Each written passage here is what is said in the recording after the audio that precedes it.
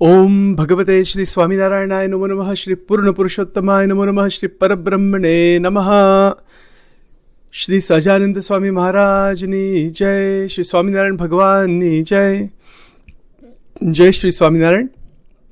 Swaminarayan spirituality.com અને YouTube ચેનલમાં દરેકનું સ્વાગત છે. પ્રથમ તો પૂર્ણ પુરુષોત્તમ પરાત્પર શ્રી હરિ સ્વામિનારાયણ ભગવાન એમના દિવ્ય ચરણ કમળમાં અનંત કોટી દંડવત પ્રણામ, પુષ્પાર્પણમ, અનંત કોટી પ્રદક્ષિણા સહિત ભગવાનના જે પરમહંસો ભક્તો અને આજે જે પરંપરામાં મોટા મોટા સંતો ભક્તો આવ્યા છે દરેકની ચરણરજ માથે ચડાવીને આશીર્વાદ માગીએ છીએ.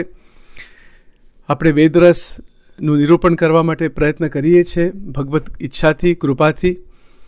પહેલાં પણ અનેકવાર વાત થયેલી છે કે આ ગ્રંથ એટલો બધો અલૌકિક, મહાઅલૌકિક, દિવ્યાતિદિવ્ય શ્રી હરિ સ્વામિનારાયણ ભગવાન એમની પરાવાણી, એમનું અંતરનું રહસ્ય અને સચોટ રીતે મહારાજે જે ઉપદેશ આપેલો છે, જે કરવાનું છે, કેવી રીતે સ્થિતિમાં જવું, બ્રાહ્મી સ્થિતિ, મુક્ત જીવન સ્થિતિ, વિધેય મુક્ત સ્થિતિ, આવી રીતે અલૌકિક બધી સ્થિતિ છે. એની અંદર પ્રવેશ આપણો થાય એના માટે મહારાજનું અવતરણ, મહારાજનું કાર્ય અને મહારાજની કૃપા. તો વેદરસ આપણે લેવા માટે પ્રયત્ન કેટલા ટાઈમથી કરીએ છીએ. લગભગ 11 જેટલા ફકરાઓ, પેરેગ્રાફ્સ આપણે જોયા અને જોવાના છે. આનાથી બહાર નીકળવું બહુ ભારે કામ છે, નીકળાતું જ નથી. અને એ વાત જ એવી છે, ભગવત વાણી છે એ બધી. એ તો એક એક શબ્દ, એક એક લીટીમાં એવી તાકાત, એવી મહાદિવ્યતા. અને એનું કારણ જ એ છે કારણ કે શ્રીજી મહારાજ અનિર્દેશથી બોલ્યા છે. સ્ટાર્ટિંગમાં જ, શરૂઆતમાં જ વેદરસની અંદર આ વાત લખેલી. તો આપણે એ વધારે સચોટ રીતે, વધારે સ્પષ્ટ રીતે સમજવા માટે એ જે 11 પેરેગ્રાફ, એના માટે અનેક વચનામૃતોની અંદર આપણે જવું પડશે. એ અનિવાર્ય વાત છે. વચનામૃતનો પૂરો અભ્યાસ, જેટલો થાય એટલો અભ્યાસ કરવો જ પડશે. એનું વચનામૃતનો મહિમા અપરંપાર છે, મહારાજની જ વાણી છે. વેદરસ તો વચનામૃતનું પણ વચનામૃત છે.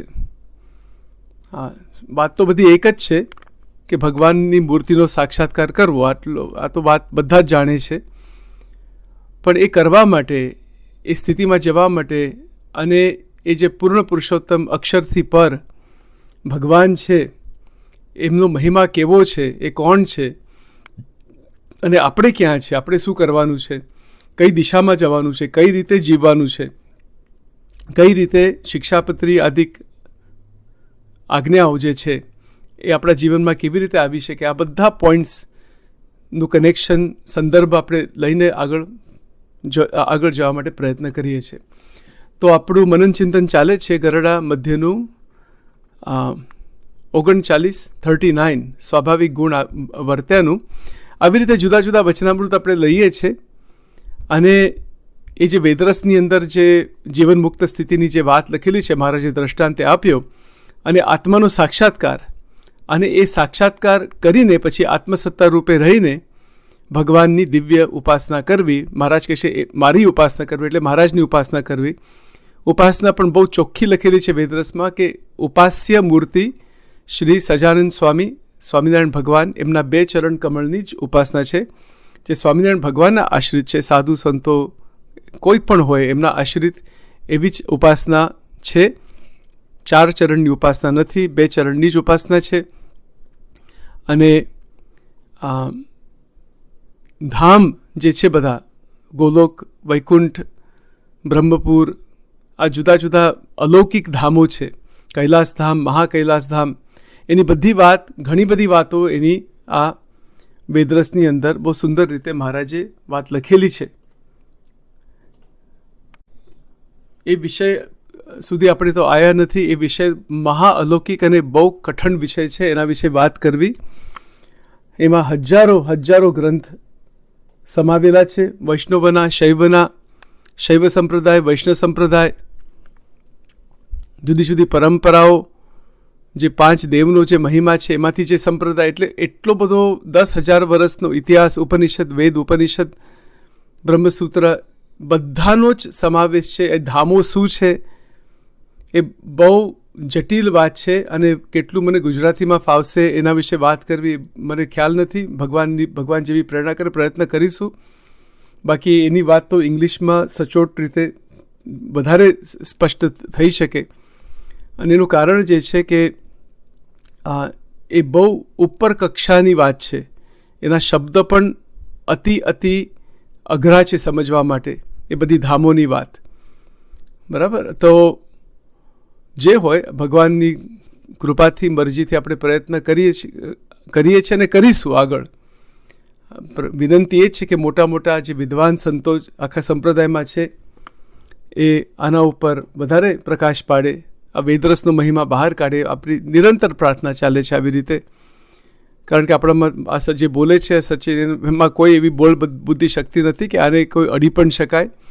આ તો આખી વાત જ આખી ભગવાનના અંતરના રહસ્યની વાત છે, એનાથી કોઈ પર વાત હોઈ જ ના શકે. તો આપણે ગરડા મધ્ય 39, મધ્ય 39 એનું મનન ચિંતન આપણે કરીએ છીએ. એમાં ફરીથી જરા વચનામૃત એ જરા જોઈ લઈએ. સ્વામિનારાયણ હરે, સ્વામિનારાયણ હરે. પછી શ્રીજી મહારાજે પ્રશ્ન પૂછ્યો છે, દેશ કાળ ક્રિયા સંગાદિકે કરીને પણ જે પોતામાં એવો ગુણ હોય તે જાય જ નહીં, તેવો જેને જે સ્વાભાવિક ગુણ હોય તે કહો. એટલે પ્રશ્ન અહીંયા એવો છે કે દેશકાળ ક્રિયા સંગ મંત્રશાસ્ત્ર દીક્ષાદાન અનેક પ્રકારની આપણે અનુભવ થતા હોય છે જીવનમાં, પણ એને કરીને જે આપણા અંતઃકરણમાં દિવ્ય ગુણો છે, ભગવાનમય ગુણો છે, એ જાય જ નહીં. બરાબર? તો એવો જેને સ્વાભાવિક ગુણ હોય તે કહો. પછી શ્રીજી મહારાજ બોલ્યા છે, લ્યો અમે અમારામાં સ્વાભાવિક ગુણ રહ્યો છે તે કહીએ છીએ. એક તો અમારે એમ વર્તે છે જે 5 પ્રકારના વિષય સંબંધી જે પદાર્થ છે તેનો દેહ કરીને સૂજે એટલો યોગ થાય તો પણ તેનો મનમાં ઘાટ ન થાય તથા સ્વપ્નમાં પણ ન આવે. જો આ થોડી આપણે પહેલાં વાત થયેલી આના વિશે, સ્વપ્નમાં પણ એનો કોઈ પ્રવેશ થતો નથી. આવું કેવું બની શકે? આને જ કહેવાય જીવન મુક્ત સ્થિતિ. આ તો ભગવાન છે પોતે, એમને કંઈ આ બધું કરવાની કંઈ જરૂર નથી, આવી રીતે વાત કરવાની પણ જરૂર નથી. આ તો એક મુક્તની સ્થિતિ બતાવેલી છે કે આપણી સ્થિતિ આવી થાય એટલા માટે આ વાત કરેલી છે. તો 5 પ્રકારના વિષય સંબંધી જે પદાર્થ છે, બરાબર, શબ્દ, સ્પર્શ, રૂપ, રસગંધ, અનંત પ્રકારના વિષયો આ સંસારમાં છે. તો એનો ઘાટ એટલે એના વિચાર, એની વાસનાઓ એ ક્યારેક ના થાય. ભગવાન એવું કહે છે કે અમારામાં એવો સ્વાભાવિક ગુણ રહ્યો છે તે કહીએ છીએ. એક તો અમારે એમ વર્તે છે, એટલે કેવી સ્થિતિ છે, મુક્તની સ્થિતિ કેવી છે, જે 5 પ્રકારના વિષય સંબંધી જે પદાર્થ છે તેનો દેહ કરીને સૂજે એટલો યોગ થાય તો પણ તેનો મનમાં ઘાટ ન થાય તથા સ્વપ્નમાં પણ ન આવે. આ એક પહેલો પોઈન્ટ આપણે પહેલાં પણ થોડો જોયેલો. સ્વપ્ન અવસ્થાની અંદર કોઈ પણ પ્રકારનો જે આ સંસાર સંબંધી અનુભવ છે એનો ડંસ ના લાગે, ઘાટ ના થાય, એની કોઈ સ્મૃતિ પણ ના રહે. આમ ખ્યાલ આપણા ચિત્તમાં રહે ખરું કે આવી રીતે અનુભવ થયેલો, પણ એનું કોઈ બંધન રહેતું નથી, બિલકુલ નહીં. મનમાં ઘાટ ન થાય. ઘાટ એટલે એની ઈચ્છા, આ વિષયોની ઈચ્છાની અંદર જ આખું સંસાર બંધાયેલો છે. અને સ્વપ્નની અંદર પણ ઈચ્છા ના થાય, કારણ કે ઘણીવાર આપણે બહારથી ત્યાગ કર્યો હોય. આજે ઘણીવાર ખટરસના નિયમ કે ધારણાપરણાના નિયમ કે જુદા જુદા પ્રકારના નિયમો બધા ભક્તો કરતા હોય છે. કોઈક વસ્તુ છોડી દે, ગુલાબજામ છોડી દે, જલેબી છોડી દે, સ્વીટ છોડી દે, જાતનું બધા નિયમ બધા ભક્તો પાળતા હોય, સંતો પણ પાળે. પણ એમાં શું થાય છે કે બાહ્ય રીતે છોડી દીધું, શબ્દ, સ્પર્શ, રૂપ, રસ, ગંધ, કોઈ પર્ટિક્યુલર વિષય હોય એ બાહ્ય રીતે છોડી દીધું, પણ એની ઈચ્છા તો રહ્યા કરે. એટલા માટે મહારાજ કહે છે કે મનમાં એનો ઘાટ ન થાય. એટલે કોઈક પણ એરિયા, એટલે મન એટલે આ મન બુદ્ધિ ચિત્ત અહંકાર, આખું જે અંતઃકરણ છે એની અંદર જરાક પણ એનો ઘાટ થાય નહીં, એનો કોઈ વિચાર પણ ના આવે. આમ સ્વાભાવિક રીતે જે વર્તવાનું હોય એટલું ઠીક છે, અને પછી સ્વપ્નમાં પણ ના આવે. એનું કારણ શું છે કે જે વસ્તુ બાહ્ય રીતે છોડી દીધી હોય એ અંતઃકરણની અંદર બેઠી તો છે જ, કારણ કે એનો પૂર્વેનો અનુભવ પ્રથમ 11 પ્રમાણે, તો પછી એ સ્વપ્નમાં આવી જાય. આપણે કોઈક વસ્તુ છોડીએ છીએ, ગુલાબજામ તરીકે, એક દ્રષ્ટાંત તરીકે, ગુલાબજામ ખાધો ના હોય 6 મહિના, તો અને પછી એનો અનુભવ તો અંતઃકરણમાં ફિક્સ છે, તો પછી સ્વપ્નમાં એનો ભોગ થાય. આવી અનેક વસ્તુ છે કે સ્વપ્નની અંદર ભોગ થતો હોય છે, જે જાગ્રતમાં ના થાય, દેહે કરીને ના થાય, તો પછી માઇન્ડમાં, મનની અંદર આ બધા અનુભવો રહેલા છે. તો પછી એ સ્વપ્ન અવસ્થામાં એની ઈચ્છા છે, એટલે પછી એવી રીતે એને અનુભવ સ્વપ્નમાં થતો હોય છે. કેવું કહેવાય, બહુ સાયકોલોજી, ન્યુરોલોજી, બહુ મોટા મોટા સબ્જેક્ટ છે આ બધા. અને આજે હમણાં જે લીટી વાંચીએ તો એમાં તો મારે ઇંગ્લિશમાં કરવું પડશે, ગુજરાતીમાં તો એટલું બધું નહીં ફાવે. All the technical knowledge about neurology, neuropsychology, spiritual psychology, so many things are involved in that. It's extremely difficult to explain this in Gujarati properly because the words are not there. That's the reason why.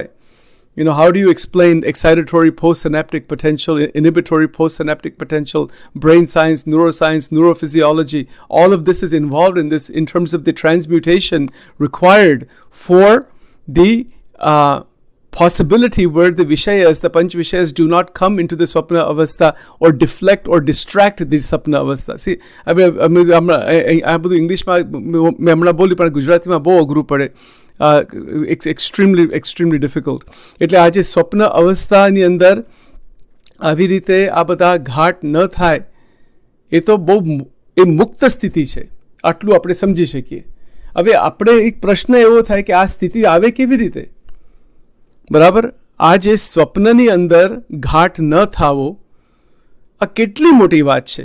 એટલા માટે આપણે જે વેદરસમાં શ્રીજી મહારાજ જે મુક્ત કેવા છે કે સંકલ્પ, જુદા સંકલ્પને શમાવવા માટે મૂર્તિ આગળ ધારે છે. આ સાધના બતાવેલી વેદરસમાં, નખથી શિખા પર્યંત સંભાળીને મૂર્તિને વિશે અતિશય લક્ષ્ય કરીને તે સંકલ્પને જીવન મુક્ત શમાવે છે. આ તો શું છે કે આવી રીતે સાધના કરવી, આવી રીતે સંકલ્પને શમાવવા, અને જો આવી રીતે જો કરી શકીએ, નિરંતર કરી શકીએ, ગુરુ કૃપાથી, મહારાજની દયાથી, પુરુષ પ્રયત્ન આવી રીતે પૂરો કરીએ, પુરુષ પ્રયત્ન ઈશ્વર કૃપા, તો શું થાય છે? તો સંકલ્પ શમી જાય છે, અને એ સંકલ્પ સ્વપ્ન અવસ્થામાં પ્રવેશ નથી કરતા. એ વિષયો પ્રવેશ સ્વપ્ન અવસ્થામાં કરતા નથી. એટલા માટે મહારાજે અહીંયા લખ્યું કે પુરુષોત્તમની મૂર્તિને લક્ષ્ય યુક્ત અને જાગ્રત, સ્વપ્નને સુષુપ્તિને વિશે સ્વતંત્ર એવા જે જીવન મુક્ત સંત. એ સ્વતંત્રતા આવી કે સ્વપ્નની અંદર સ્વતંત્રતા ક્યારે આવે? સ્વપ્ન અવસ્થામાં સ્વતંત્રતા ક્યારે આવે? જ્યારે જાગ્રતની અંદર મનમાં કોઈ ઘાટ ન થાય. અને મહારાજે અહીંયા મધ્યના ગરડા મધ્ય 39, ગરડા મધ્યનું 39, એની અંદર આ જે લીટી છે કે સૂજે એટલો યોગ હોય. શેનો? પદાર્થનો. કેવું કહેવાય? પંચ પ્રકારના વિષય સંબંધી જે પદાર્થ છે, બરાબર, 5 જ્ઞાન ઇન્દ્રિય, પછી જે પંચ વિષય શબ્દ સ્પર્શ રૂપ રસ ગંધ, એ ક્યાંથી આવે છે? એના પદાર્થોથી, એના પદાર્થના કનેક્શનમાં આવે છે, વિષયના સંબંધથી આવે છે. પંચ પ્રકારના વિષય સંબંધી જે પદાર્થ છે તેનો દેહે કરીને સૂજે એટલો યોગ હોય. શારીરિક રીતે બધો યોગ જાતનો હોઈ શકે. મોટી જોબ પણ હોય, અને ઘણા બધા પૈસા પણ ગ્રહસ્થ રાખતા હોય, જાતનું બધું હોય છે. આપણે પહેલાં પણ વાત થયેલી આના વિશે. પણ આમાં મુખ્ય શું છે? તો પણ તેનો મનમાં ઘાટ ન થાય. મનમાં ઘાટ ન થાય એટલે મહારાજ કહે છે મને આવી રીતે સહજ સ્વાભાવિક રીતે વર્તાય છે. મહારાજ કહે છે કે સ્વાભાવિક ગુણ કેવા છે, કે પોતાની વાત કરે છે અહીંયા, એક મીશ લઈને વાત કરે છે, મુક્તની સ્થિતિ કેવી છે. એટલા માટે કે અમે અમારા એવા સ્વાભાવિક ગુણ કેવા છે, તો મહારાજ કહે છે કે અમે અમારામાં એવા સ્વાભાવિક ગુણ રહ્યા છે તે કહીએ છીએ. આ કેમ કહે છે? આપણા માટે, કે આવી રીતે આપણી સ્થિતિ થાય. બરાબર, તો આપણી સ્થિતિ ક્યારે આવી રીતે થાય? પહેલાં તો શ્રીજી મહારાજનો આશરો, મહારાજની ઉપાસના, મહારાજની ભક્તિ, સ્વામિનારાયણનો મંત્ર, જનમંગલના પાઠ, એ બધું આપણે કરવાનું છે, કરવાનું શિક્ષાપત્રી પાળવાની. બેસિક પોઈન્ટ છે બધા. પોતાના જે સત્પુરુષ હોય એમની ચરણરજ લેવી માથે, એમને બહુ પ્રાર્થના કરવી કે હે પ્રભુ દયા કરો, બરાબર, કે આવી રીતે આજે વચનામૃતના શબ્દ અંતરમાં બેસી જાય અને એ સ્થિતિ થાય. સ્થિતિ માટે સંતોને પ્રાર્થના કરવાની છે, તો બહુ લાભ થાય એમાંથી. એટલે અહીંયા જે લીટી જે શબ્દ આપણે શું કહે કે અહીંયા જે શ્રીજી મહારાજ પહેલો પોઈન્ટ જે કહે છે, 5 પ્રકારના વિષય સંબંધી જે પદાર્થ છે તેનો દેહે કરીને સૂજે એટલો યોગ થાય. સૂજે એટલો યોગ એટલે જેટલું જેમ ઘટે તેમ, ગમે તેવું અવિવેકી ભોગ કે યોગ રાખવાનું નથી, પાછો કે કુસંગ નથી કરવાનો આની અંદર. આનો અર્થ એવો નથી. એ તો જેમ આપણે વર્ણાશ્રમના ધર્મ પ્રમાણે, દેશ કાળ ક્રિયા સંઘ પ્રમાણે જુદી જુદી રીતે બધા યોગ થતા હોય છે વિષયોના, પણ એ વિષયોમાં કોઈ બંધન નથી અને મનમાં ઘાટ નથી. શબ્દો પર આપણે ધ્યાન રાખીએ. બાકી મનની અંદર તો અસંખ્ય ઘાટ થતા જ હોય છે. સંકલ્પો અને વિકલ્પો અને જુદી જુદી ઈચ્છાઓ અને વાસનાઓ ને બધું એટલું બધું ચાલતું હોય. એ આખું એક ઇટ્સ અ જંગલ, એક જંગલ જેવું થઈ ગયું છે બધું, બરાબર. એટલે it's a chaos, CHAOS, in English we can say chaotic. કેટલા બધા ઘાટ, સંકલ્પ હદ વગરના, બરાબર, ચાલતા જ હોય છે. અને એનું જ મનન, એની જ કથા, એનું જ ભજન, 5 પ્રકારના વિષય. ગમે ત્યાં જાઓ ને સંસારમાં, આખો સંસાર આની અંદર જ ડૂબી ગયો છે. એને શાંતિ મળતી નથી, સળગે છે સંસાર કામ, ક્રોધ, લોભમાં, હઠમાં, ઈર્ષા, બધા દોષો જ છે એમાંથી. એટલે આવી રીતે આસક્તિ થઈ જાય 5 વિષયોમાં. શબ્દ, સ્પર્શ, રૂપ, રસગંધ, એમાં આસક્તિ થઈ જાય એટલે સરસ સરસ ખાવાનું, સરસ સરસ સાંભળવાનું, ઉત્તમ કોટીના વિષય તરફ દોડ્યા કરવાનું, આવી રીતે, અને એની ઈચ્છા રાખવી. આવી રીતે જે વાસનાઓ જે છે બધી, એને ઘાટ કહેવાય. એટલે ઘાટ તો એક આપણો એક વાસના તો બહુ ઊંડાણમાં આવી જાય. ઘાટ તો એક સામાન્ય પણ હોય, મધ્યમ કક્ષાના પણ હોય, બહુ તીવ્ર ઘાટ પણ હોય. તો મહારાજ કહે છે એમનામાં એવું કશું છે જ નહીં. ગમે એટલો યોગ થયો હોય સૂજે એટલો, તો પણ તેનો મનમાં ઘાટ ન થાય. શેનો ઘાટ ના થાય? 5 પ્રકારના વિષયના. તથા સ્વપ્નમાં પણ ન આવે. જો આ મોટી વાત છે. હવે આ તો આપણી જો સ્થિતિ આવી થઈ જાય ને તો આનંદ સિવાય કશું રહેતું નથી જીવનમાં. સ્વપ્નની અંદર પણ ઘાટ ના થાય. વિષયો ગ્રહણ કર્યા કરીએ ભગવાનના સંબંધમાં લઈને, પણ એનો કોઈ પ્રકારનો અંતઃકરણની અંદર એનો ઘાટ નથી થતો, બંધન નથી થતું, એની વાસનાઓ નથી બંધાતી. અને આ સ્થિતિ એ કેવી છે? શ્રીજી મહારાજ પોતાનું મીશ લઈને કહે છે કે સ્વાભાવિક છે આ સ્થિતિ, નેચરલ. એટલા માટે એમનું નામ સહજ આનંદ, કે અમારામાં એવા સ્વાભાવિક ગુણ રહ્યા છે. કયા ગુણ છે? આ દિવ્ય ગુણો છે. હવે કોઈ માયાના ગુણ નથી આ, કે કેવળ સત્વગુણ એવું પણ નથી. આ ગુણ શબ્દ અહીંયા વાપર્યો એટલે એ ગુણાતીત દિવ્ય ભગવત ગુણ છે બધા. એ મુક્તના ગુણ છે. મુક્તને ભગવાને આપેલા ગુણો છે. એટલે મહારાજે અહીંયા પોતાની અહીંયા જે વાત કરે છે, બરાબર, એ તો એક મુક્ત કેવા છે એટલા માટે વાત એક બતાવે છે કે આપણી આવી સ્થિતિ થાય. હવે જો કે વિષય સંબંધી જે પદાર્થ છે તેનો દેહ કરીને સૂજે એટલો યોગ થાય, તો પણ તેનો મનમાં ઘાટ ન થાય, તથા સ્વપ્નમાં પણ ન આવે. આપણે હમણાં આટલા સુધી વાંચ્યું. આપણી આવી સ્થિતિ છે, પૂછવું જોઈએ અંતઃકરણની અંદર, અંતરમાં પૂછવું જોઈએ ભગવાન આગળ બેસીને કે સ્વપ્નમાં શું ગોટાળો ચાલે છે. સ્વપ્નની અંદર ભગવાન સિવાય કે ભગવાનના સંબંધમાં જે મંદિરો છે, શાસ્ત્રો છે, મૂર્તિઓ છે, એ બધું છે, સંતો છે, ભક્તો છે, એના સિવાય બીજું કશું ના આવવું જોઈએ. બીજું કશું જ નહીં. એને કહેવાય સ્વપ્નમાં ઘાટ ન થાય. સ્વપ્નમાં અનુભવ થાય. સ્વપ્ન પણ બહુ મોટી વાત છે, કારણ કે પહેલાં તો જાગ્રત અવસ્થાની અંદર 5 પ્રકારનો વિષય શુદ્ધ બનાવો ગરુડ પ્રથમના 18મા પ્રમાણે, અને પછી ભગવાનની દયાથી, કૃપા દ્રષ્ટિથી એ દિવ્ય બની જાય છે. એના બંધન છૂટી જાય છે. એટલે શુદ્ધમાંથી દિવ્ય બની જાય.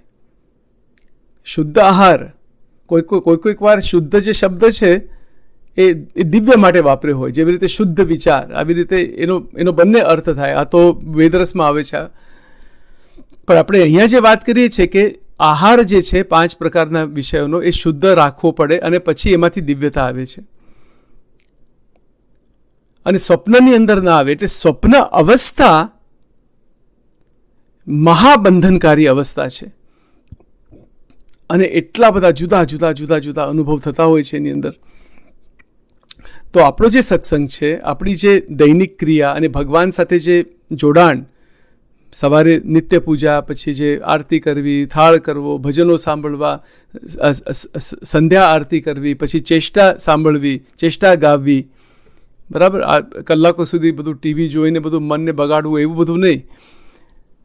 તો આ જે પ્રક્રિયા છે બધી, અને આવી રીતે ભગવતમય આહાર થયા કરે થયા કરે થયા કરે પ્રીતિથી, ભક્તિથી, ત્યારે સ્વપ્ન અવસ્થા શાંત પડી જાય છે. સ્વપ્ન અવસ્થામાં કોઈ બંધન રહેતું નથી. સ્વપ્ન અવસ્થા સ્થિર બની જાય છે. સ્વપ્ન અવસ્થા દિવ્ય બની જાય છે.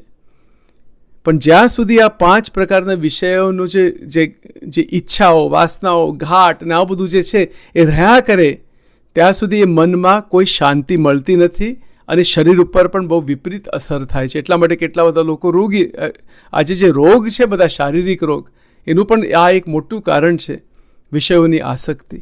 એ તો બહુ લાંબી વાત છે બધી, એ મારે ઇંગ્લિશમાં બધું કરવું પડશે. કોઈકને ઇન્ટરેસ્ટ હોય તો એના પર અમારા બીજા બધા પ્રોગ્રામ ચાલે છે એના માટે. પણ આવી વાત છે બધી કે આજે શરીર, મન, પ્રાણ બધું ઇન્દ્રિય ભગવાને આપ્યું છે, તો શેના માટે આપ્યું છે? કે ભગવાનને અખંડ ધારવા, એના માટે આપેલું છે.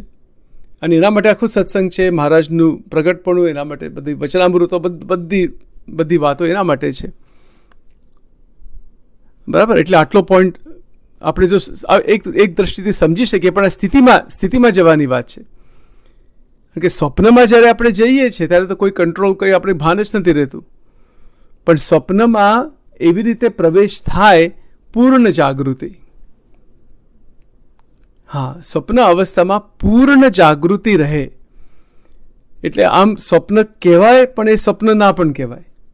બીજા કોઈ ઘાટ જ નથી. એટલે ભગવાન કૃપા કરે છે.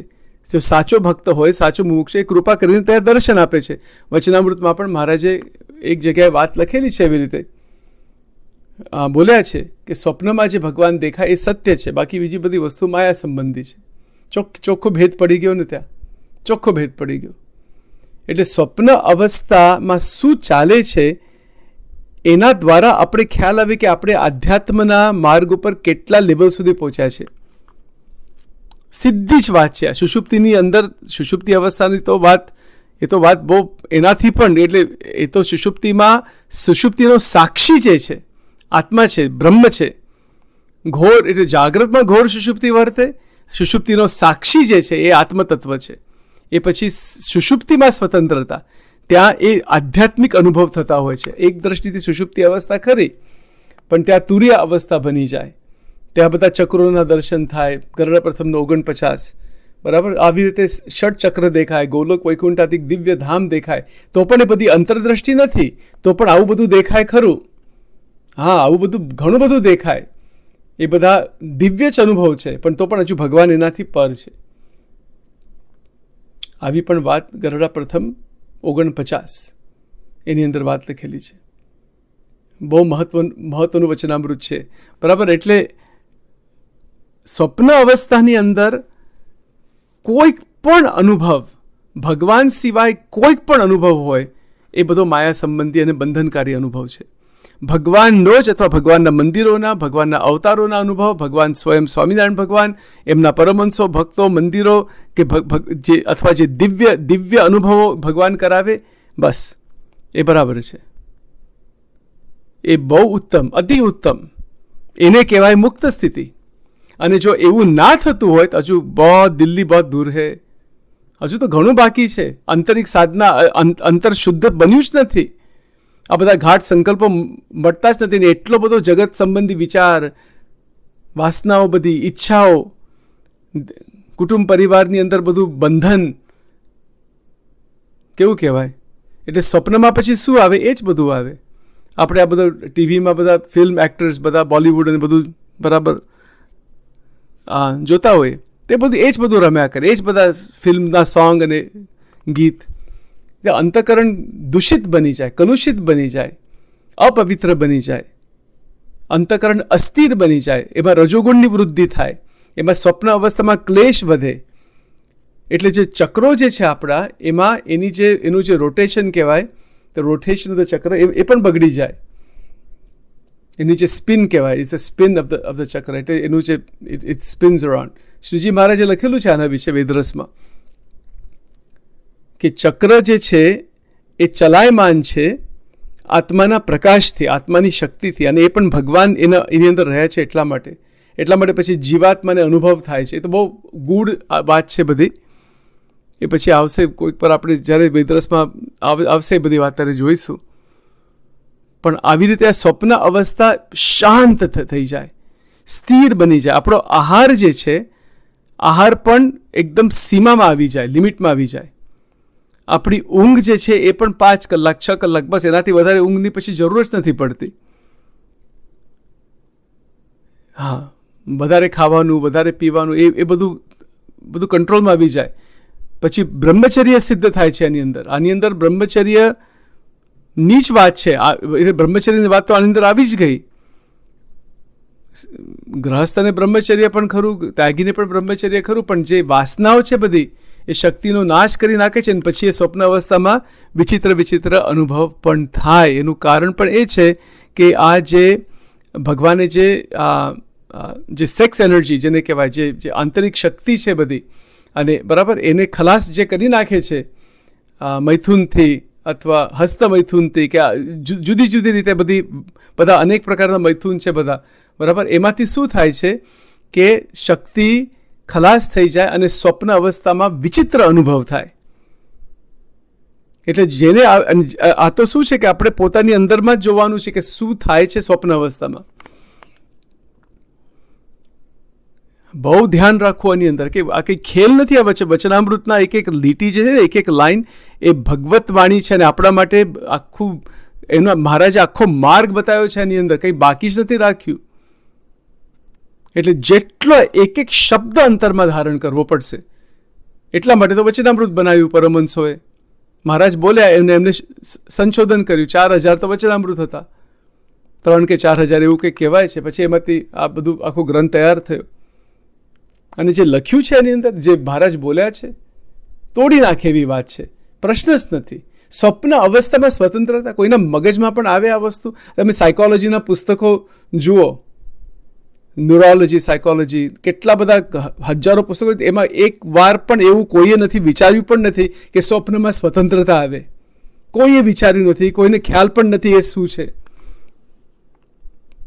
અને મહારાજ જો શું કહે છે કે સ્વપ્નમાં પણ કોઈ ઘાટ સંકલ્પ નથી. અદ્ભુત છે બધી વાત, અદ્ભુત વાત છે આ. કેવળ અને વાતો તો અદ્ભુત જ લાગે, અલૌકિક છે, દિવ્ય છે, બધું બરાબર. આપણા અંતઃકરણમાં કેટલું ચાલે છે આ, કે આપણી આવી સ્થિતિ કેમ નથી થઈ, અને એના માટે શું કરવું પડે, બરાબર. એટલે આપણે જે 11 પેરેગ્રાફ જે હમણાં સુધી લીધા છે કે જીવન મુક્ત કેવા છે, 3 અવસ્થાની અંદર સ્વતંત્ર બની ગયા છે, એ કેવા છે જીવન મુક્ત, એ પુરુષોત્તમની મૂર્તિ લક્ષ્યયુક્ત છે.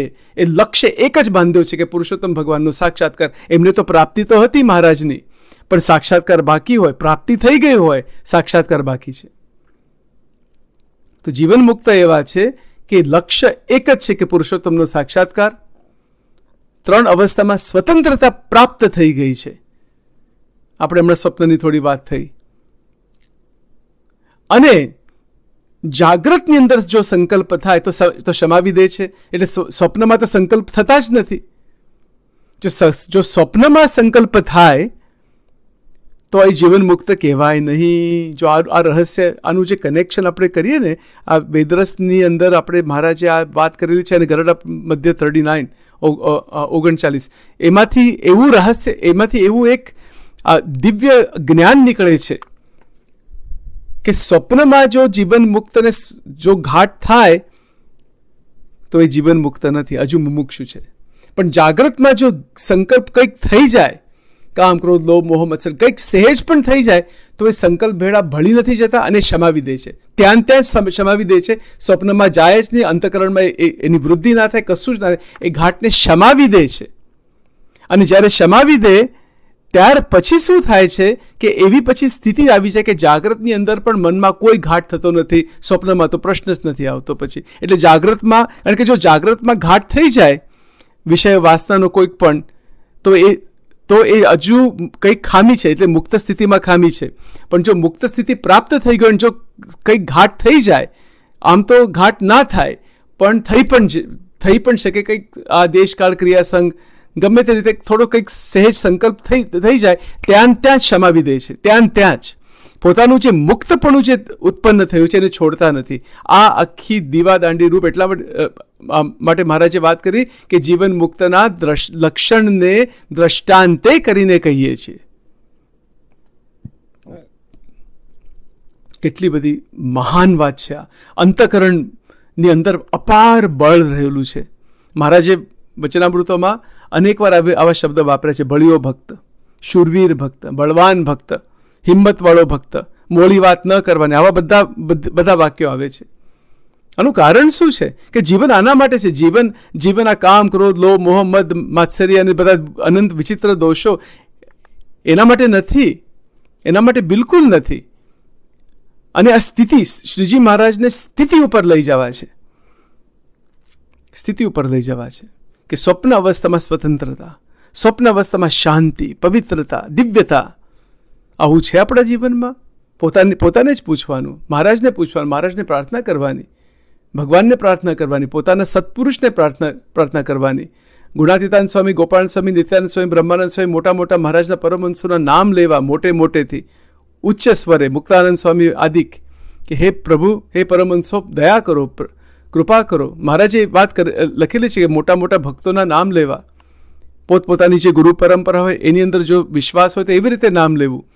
એમને યાદ કરવા કે આ ઘાટ સંકલ્પથી બહાર નીકળવું કોઈનો બાપનું કામ નથી. એ નીકળી જ ના શકાય એમાંથી. એના માટે ભગવાનની ઉપાસના.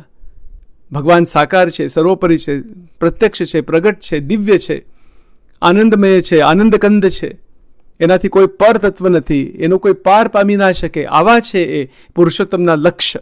પુરુષોત્તમ ભગવાન પુરુષોત્તમની મૂર્તિને લક્ષ્ય યુક્ત. આહા, શું વાત છે! અને સ્વપ્નમાં અનુભવ ઉપર જોવું, કેવળ વાતો જ રહી જશે. પછી અનુભવમાં સ્વપ્ન અવસ્થામાં ભગવાનમય વૃત્તિ અને સ્થિર વૃત્તિ. એટલે મંત્ર જે છે આપણો મુખ્ય મંત્ર સ્વામિનારાયણ ષડક્ષરી મહામંત્ર સમર્થ. એ મંત્ર મહામંત્ર છે. એ સ્વામિનારાયણ ભગવાનનો પોતાનો મંત્ર છે. બરાબર? એટલે એ મંત્ર દ્વારા એ મંત્ર એટલો બધો અંતઃકરણમાં આમ બેસી જાય અને મહારાજની જે મૂર્તિ જે છે, આપણે જે ગમતી મૂર્તિ હોય, હરિકૃષ્ણ મહારાજ વડતાલમાં હોય કે બીજી જે મૂર્તિ જ્યાં હોય, ઘનશ્યામ મહારાજ હોય કે જે મૂર્તિ હોય, એ આપણા ઈષ્ટ છે. બધા જેટલા આપણા સંપ્રદાયમાં જેટલી સંસ્થાઓ છે, એક પોઈન્ટ તો એટલો કોમન તો ખરો જ કે ઈષ્ટદેવ એક જ છે, ભગવાન સ્વામિનારાયણ. બધું દ્રષ્ટિકોણ અનેક પ્રકારના હોય, જે હોય બધું એ તો વાત જુદી છે. પણ ભગવાન એક જ છે. ભગવાન તો કંઈ બે તો છે નહીં. અક્ષરથી પર જે પુરુષોત્તમ નારાયણ છે એ તો એક જ અદ્વિતીય તત્વ છે અને એ જ પરબ્રહ્મ છે, કિશોર મૂર્તિ છે. એનાથી પર કશું છે જ નહીં. એટલે એ મહારાજે વાત કરેલી છે કે એ તો પોતે પણ પોતાના પારને નથી પામતા. એટલે એનો અર્થ એ છે કે અનંતને અપાર છે. એ મુક્ત તો બસ દર્શન કર્યા કરે ધામની અંદર.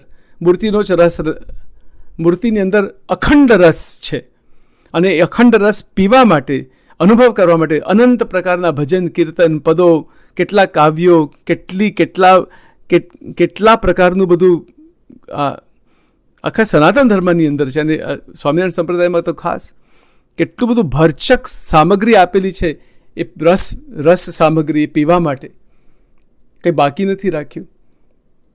એટલે આ પ્રકારની જે દિવ્ય વાતો જે છે એ કેવળ વાતો ના રહે અને સ્થિતિ ઉપર ધ્યાન હોવું જોઈએ કે મારી સ્થિતિ કેવી છે, હું શું કરું છું. અને સ્વપ્નની અંદર અનુભવ. આહા, સ્વપ્નની અંદર ભગવાનના અનુભવ. મહારાજે ગરડા પ્રથમના 5મા વચનામૃતમાં એવું લખ્યું છે કે ધ્યાનનો આગ્રહ. તો બધાને ખ્યાલ હશે વચનામૃત સમજવા જેવી વાત છે કે ધ્યાનનો આગ્રહ એમાં એટલે એક જ પેરેગ્રાફનું વચનામૃત છે. પછી શ્રીજી મહારાજ બોલ્યા જે રાધિકાએ સહિત એવા છે શ્રી કૃષ્ણ ભગવાન, તેનું ધ્યાન કરવું અને તે ધ્યાન કરતાં મૂર્તિ હૃદયને વિશે ન દેખાય તો પણ ધ્યાન કરવું, પણ કાયર થઈને તે ધ્યાનને મૂકી દેવું નહીં. એવી રીતના જે આગ્રહવાળા છે તેની ઉપર ભગવાનની મોટી કૃપા થાય છે અને તેની ભક્તિ એ કરીને ભગવાન એને વશ થઈ જાય છે. આ પ્રથમનું 5મું વચનામૃત. આટલું જ વચનામૃત છે. પછી સ્ટાર્ટિંગમાં મહારાજ ક્યાં બેઠા હતા એ બધી વાત આવે છે. એક જ લીટીનું કે 2 લીટીનું વચનામૃત છે. એકચ્યુઅલી કેટલી લીટી છે? 1 2 3 4, એટલે એક જ પેરેગ્રાફ છે. 5 લીટીનું વચનામૃત. આગ્રહ, ધ્યાનનો આગ્રહ.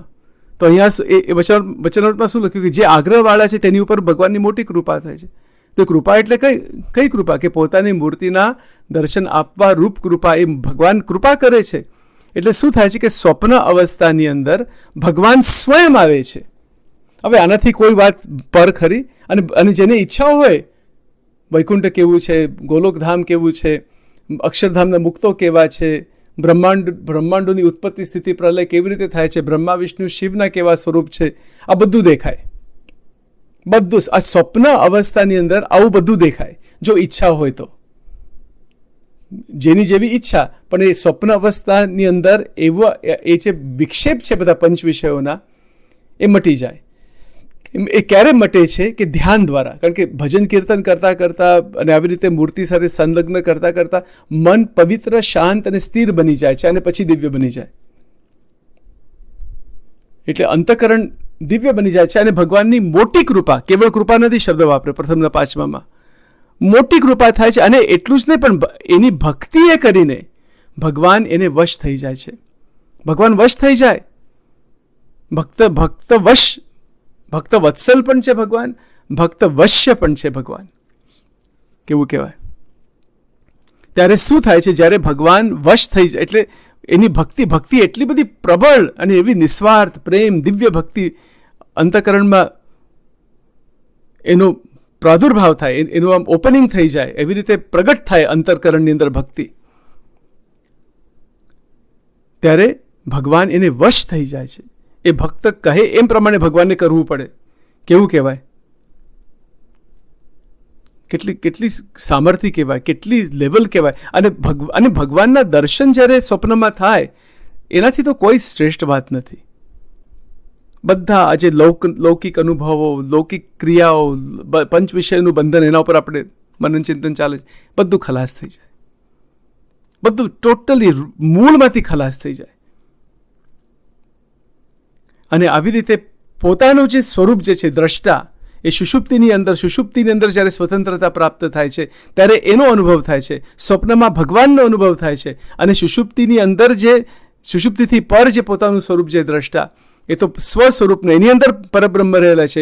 એના આજુબાજુ બધા ધામો છે, અનંત પ્રકારના ધામો, બધા એ આત્મા પરમાત્માની આજુબાજુ જ છે બધા. કેવું કહેવાય?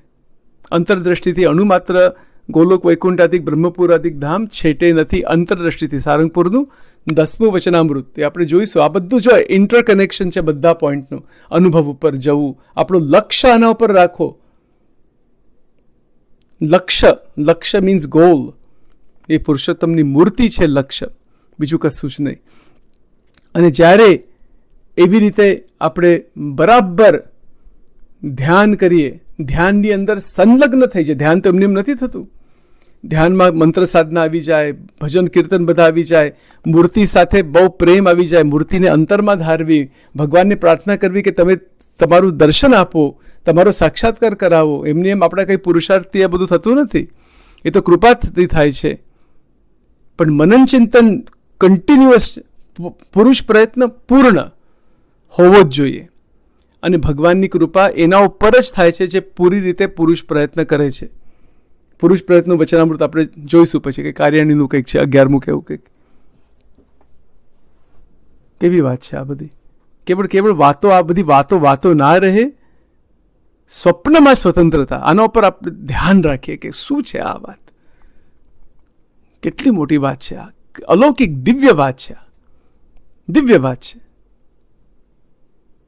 અદ્ભુત વાત છે, પ્રશ્ન જ નથી. એટલે સ્વપ્નની અંદર જ્યારે સ્વતંત્રતા આવે છે, પણ એ ક્યારે આવે? હા, એ સારંગપુરનું 11મું છે, પુરુષ કાર્યનું નહીં, સારંગપુરનું 11મું પુરુષ પ્રયત્નનું. આપણે પછી ડિટેલમાં જોઈશું એ વચનામૃત. પણ એ પુરુષ પ્રયત્ન કરવો જ પડે ને. આપણે કોઈક એવું માને કે ચાલશે બધું, આમ થોડું સત્સંગ કરીએ, બીજું આમ તેમ કરીએ. એક આધ્યાત્મિક એક મનોરંજન છે. કેટલી મોટી આધ્યાત્મ એટલે આખી એની વાત જ અલગ પ્રકારની વાત છે. એમાં પૂરી રીતે 100% પુરુષ પ્રયત્ન કરવો જ પડશે. અને મુક્તાનંદ સ્વામીનો ત્યાં પ્રશ્ન છે સારંગપુરના 11માં કે પછી મુક્તાનંદ સ્વામીએ પૂછ્યું છે, હમણાં એક બે લીટી લઈએ છીએ અહીંયા. પછી મુક્તાનંદ સ્વામીએ પ્રશ્ન પૂછ્યો છે, પુરુષ પ્રયત્ન શાસ્ત્રમાં કયો છે, તે પુરુષ પ્રયત્ન કરીને કેટલું કામ થાય છે અને પરમેશ્વરની કૃપાએ કરીને કેટલું કામ થાય છે. આ પ્રશ્ન આપણે પછી જોઈશું. પણ પ્રશ્ન જો, અને પુરુષ પ્રયત્ન માટે તો ભગવાને બળ આપ્યું, શક્તિ આપી, બુદ્ધિ આપી, મન આપ્યું. એટલા માટે તો આપણે અહીંયા મનન ચિંતન કરીએ છીએ. 9 પ્રકારની ભક્તિ કરવી પડે. પંચમ સ્કંદ, દસમ સ્કંદનો મહિમા છે. આપણે પછી એ બધું લેવાનું છે. એનો કેમ મહિમા છે, યોગશાસ્ત્ર છે, ભક્તિશાસ્ત્ર છે, શીખવાડવા માટે. પછી મહારાજના ચરિત્રો છે, તો સત્સંગી જીવન આખું બનાવેલું. ભાગવતના પેરેલલમાં શ્રીમદ ભાગવત અને શ્રીમદ સત્સંગી જીવન. સંસ્કૃતની અંદર આવી રીતે થોડો ફરક છે. આવી રીતે સત્સંગી જીવન એટલે શ્રીમદ ત છે, શ્રીમદ સત્સંગી જીવન, અને ભાગવત છે શ્રીમદ ભાગવત. બંને અલૌકિક મહાન. શ્રીમદ ભાગવત એટલે શ્રી કૃષ્ણ ભગવાનના બધા ચરિત્રો છે એની અંદર દસમ સ્કંદમાં. સત્સંગી જીવનમાં તો પૂરું શ્રીજી મહારાજનું 100% મહારાજ ઉપર જ છે બધું. ભક્ત ચિંતામણી સત્સંગી જીવન શ્રી કૃષ્ણ ભગવાનનું ચરિત્ર દસમ સ્કંદમાં આવે છે. બીજા બધા પરોક્ષ અવતારનું બધું આવે છે બીજા બધા સ્કંદોમાં. અને એમાં રાસ પંચાધ્યાય, એ જે ભાગવતનો હાર્દ કહેવાય, એ રાસ પંચાધ્યાય શું છે એ પણ આપણે જોઈશું. કેમ એનો બધો મહિમા છે, એ ભક્તિ કયા પ્રકારની ભક્તિ છે. અને પછી શતાનંદ મુનિએ 10મી ભક્તિ, અહીંયા જે મહારાજે કીધું ને પ્રથમના 5માં કે આવી રીતે ભગવાન વશ થઈ જાય, એટલે 10મી ભક્તિની વાત છે. અને એ ક્યારે થાય? એ ધ્યાન, ઉપાસના, ભજન, કીર્તન, એની અંદર અખંડ વૃત્તિ, અખંડ તેલ ધારાવત વૃત્તિ જ્યારે લાગી જાય, ત્યારે સ્વપ્નની અંદર દિવ્ય અનુભવ થયા વગર રહે નહીં. આ 100% વાત સાચી છે, સત્ય છે. અને જેને હિંમત હોય તો અખંડ વૃત્તિ માટે પ્રયત્ન કરો. પોતાના સદગુરુની ચરણરજ માથે ચડાવીને અખંડ વૃત્તિ માટે પ્રયત્ન કરો. ભગવાન ગેરંટી દર્શન આપશે અને આપશે. આ નિર્વિવાદ વાત છે સજાનંદ સ્વામી મહારાજની છે.